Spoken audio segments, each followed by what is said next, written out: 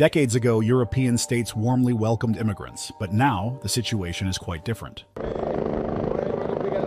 More than 200 African migrants have scaled the border fence into the Spanish enclave of Melilla. It's the biggest assault on the border in more than 8 years. Countries in Europe, especially Spain, are facing some really complex immigration issues. How do you think the government will manage this drastic problem?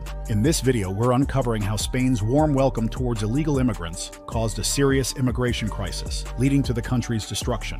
Right now, countries across Europe started closing their doors, one after the other, for the refugees and immigrants. Germany, the Netherlands, and Hungary each slammed their borders shut like falling dominoes. I don't want to use big words, but I would like to say that I believe this is a historic moment as we sit here. In light of an unquestionably huge challenge with very large numbers of migrants and irregular migration, we have managed for all levels of the state to closely cooperate, which is necessary. However, what about Spain? Spain, a country that was once known for welcoming everyone with open arms, has started pulling back too. But what changed? It's not just about policies. Rather, it's about something deeper. This crisis feels like a problem whose solution has not been taken out. For years, Spain welcomed immigrants without any questions or inquiries. Moreover, between 1999 and 2009, its population grew by millions, mostly thanks to people coming from other countries. Surprisingly, by 2024, immigrants made up almost 20% of Spain's population. But now, the tables have turned. Spain, which once thrived on immigration, is overwhelmed. The country's welfare system, which still is quite generous, can't handle the pressure anymore. And with all this, people's attitudes have shifted too. Once, they used to support immigration, but now they feel like it's just too much. Far-right parties like Vox are getting louder, tapping into this frustration. Their message is mean but simple, is to close the doors. They claim that illegal immigration is tearing Spain apart. Honestly, more and more people are nodding along and agreeing with them. Even after the strictness in the immigration policy of Spain, it was observed that a large crowd was illegally rushing toward the border from the Moroccan side. Moreover, exhaustion was clearly visible on their faces, and in addition, their steps were heavy, and they worried about what would happen next. Almost 22,000 people, many of whom were just kids, were heading for the Spanish border because they believed that a better life and opportunities were waiting for them.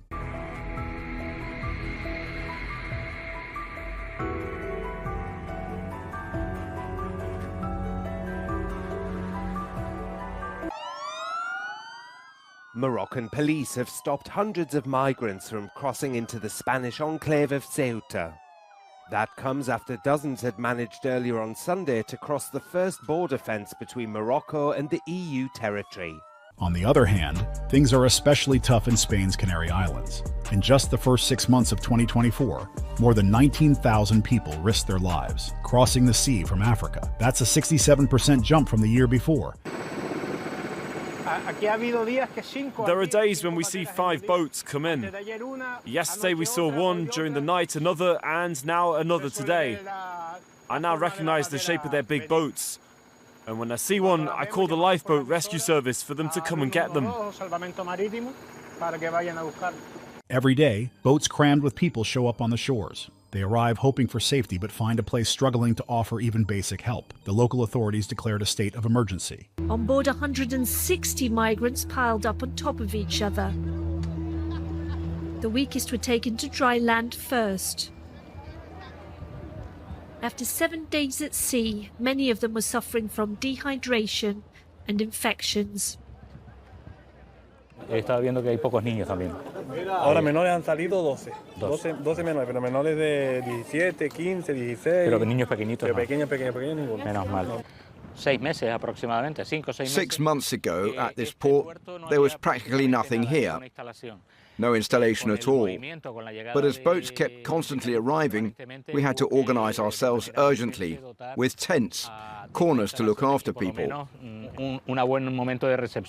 The authorities had declared that they were running out of space, food, and supplies. It's heartbreaking to see these people who are looking for a lifeline without knowing that Spain is barely hanging on itself. Moreover, with all this chaos, Spain is being forced to rethink how it will handle immigration. The open-door policy that helped with the aging workforce now feels like it's backfiring. Local governments are tired, trying to keep up with the flood of people. A state that was once known for its warm welcome is now growing colder by the day. Spain isn't the only one. Look at the Netherlands. For years, they've opened their borders, especially to people from former colonies like Suriname and to workers from countries like Turkey and Morocco. But today, their housing market is bursting at the seams, and public services are stretched too thin. They're facing their version of the same problem. Coming back to Spain, the everyday news is filled with stories about the immigration crisis. The weight of the situation is only growing. Prime Minister Pedro Sanchez, he's been to Africa several times this year trying to figure out a solution. Both deals to enable closer cooperation on targeting the criminals that facilitate human trafficking, but also to open up legal migration routes to Spain, allowing temporary workers to do specific jobs. But instead of getting better, the situation keeps getting worse. Every time Sanchez returns from a tour, the same problems await him, and he's no closer to fixing them. Yet Sanchez isn't backing down. He says immigration is still necessary for Spain's economy, even though it's causing so much tension. Development and prosperity. Despite the unfortunate speech that is beginning to gain ground in Europe, migration is not a problem. It is a necessity that entails some problems. That is why we need to promote systems to manage it in a humane, secure, and organized means of migration for the benefit of our society. While Spanish Prime Minister Pedro Sanchez has said that Spain will launch a new strategy for its relations with Africa in the coming weeks. Recently, speaking from Mauritania, he talked about something called circular migration. The idea is pretty straightforward. Bring in people from Africa to work in Spain and then send them back when the work is done. It sounds like a practical solution, but is cold and almost inhumane. It's just like treating people as disposable, using them when needed and tossing them aside when they're no longer useful. Meanwhile, Spain's islands, like the Canary Islands and Ceuta, are struggling to cope with the wave of irregular migration. Tens of thousands of demonstrators have taken to the streets of Spain's Canary Islands to demand changes to mass tourism. They say the current economic model harms local residents and the environment. The protesters want authorities to take steps to lessen the negative effects of so many tourists flocking to the popular destination. The Canaries have a limit. That's what many of these posters read, as thousands of local residents across the 7 Canary Islands protest against mass tourism. The pressure is immense, and it's getting worse. Officials are warning that more people will arrive this autumn, all of them hoping for a better life. But here the questions are raised. Is Spain ready to help them? Residents say they are not against tourists per se. After all, tourism accounts for about 35% of the archipelago's GDP. But they do want their numbers to be regulated. Last year, nearly 14 million tourists visited the Canary Islands. That's more than 6 times its own population. It's not that we don't want tourists. We want quality tourism. We don't want beaches full of garbage. And we don't want housing blocks all over the islands either. Many would say no. The opposition leader, Feijó, has been blunt. He calls Sanchez's policies irresponsible and claims they create a pull effect, attracting more migrants than Spain can handle. It's hard to argue with him that Spain's resources are already stretched thin and people are losing patience. Every day, more boats arrive, and the tension in the country grows with each one. People are scared, and the situation feels like it's spiraling out of control. So now everyone's asking, what's Sanchez's plan? His answers haven't changed. He still believes in circular migration to be the way out of this mess. But to many, it feels like putting a band-aid on a wound that keeps bleeding. Spain surely needs workers, but it also needs stability. And right now, it's getting neither. Moreover, the real question still hanging in the air is bigger than the fate of the migrants. It's about the future of Spain itself. Apart from Spain, other European countries like the Netherlands, Germany, and Hungary, once known for their openness, are now closing their borders in response to increasing pressures. The Netherlands, which historically welcomed migrants from former colonies and recruited foreign workers, is struggling with housing shortages and strained public services. This growing frustration led to the rise of far-right leader Geert Wilders, who advocated for a 0% asylum policy and stricter controls on international students and migrant workers. Well, to the Netherlands, where the newly elected nationalist government says that it will declare an asylum crisis as part of a major crackdown on migration. Now, the move would enact emergency powers to restrict the number of asylum seekers. Around 40,000 arrive in the Netherlands every year, which the government says is putting pressure on housing, healthcare, and education. Opposition political parties are questioning whether the move is necessary or even legal. Now, the Minister for Asylum and Migration says that she wants the strictest asylum policy ever. The emergency law has been established democratically, and I use the emergency law to legally declare the asylum crisis, and that is motivated by supporting reasons. For example, you can then decide to stop issuing residence permits for an indefinite period.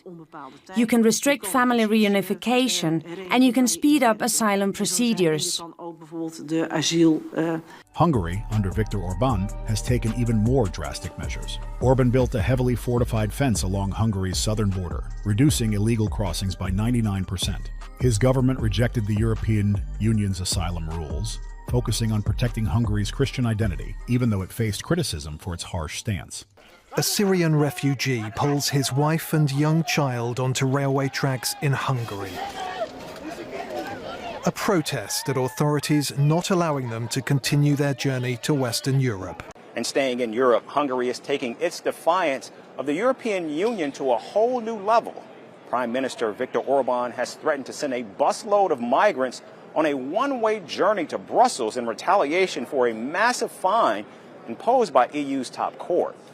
The conflict over borders, immigration, and the rule of law is heating up, putting European unity to the test. These policies represent a broader trend in Europe. Spain, overwhelmed by the influx of migrants, is also rethinking its open-door policies. The strain on resources and growing public unease have led these nations to retreat from their commitments to EU immigration policies. With more countries adopting similar measures, the Schengen area, which allows free movement across Europe, is under a huge threat. The question is why this issue does not belong to the national sovereignty.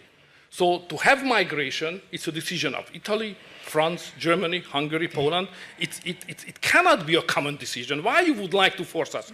I understand on migration. I understand that you probably here or in Germany, you think that migration is a civilizational issue, and you think that if two different kind of culture... No, I was discussing about the economy of migration, not about civilization. May I have my point?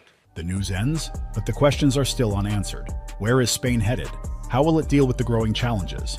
There are no easy answers for now, just the quiet hope that things will somehow get better because it's always darkest before the dawn. Let's hope that dawn will soon be sighted here. Until then, subscribe to our channel and remember to leave a comment.